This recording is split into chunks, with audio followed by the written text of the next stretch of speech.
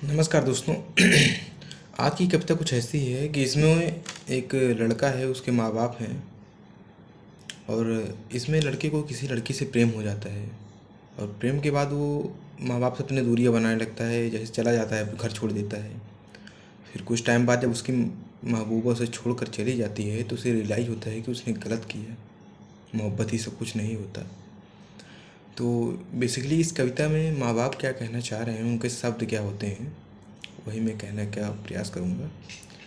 तो सुनिएगा कि माँ बाप क्या कह रहे हैं कि जवानी तक जिसे हमने खिलाया और पढ़ाया था, जवानी तक जिसे हमने खिलाया और पढ़ाया था, बुढ़ापे में वही लड़का सहारा भी नहीं होता।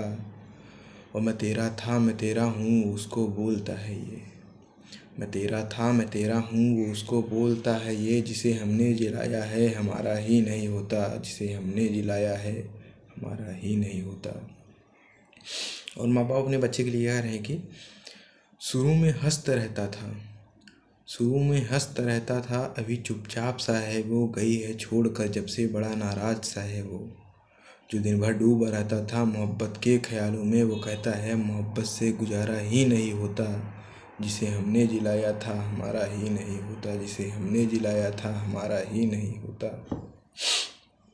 और देखिए माँ बाप अब भगवान से क्या कहना चाह रहे हैं। भगवान से कह रहे हैं कि अभी नादान था वो तो, अभी नादान था वो तो, ए भगवान तू ही कह देता, मोहब्बत ही नहीं सब कुछ उसे एहसास तो होता।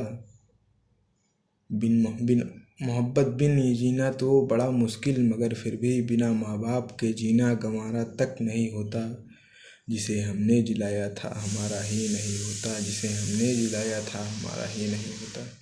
धन्यवाद।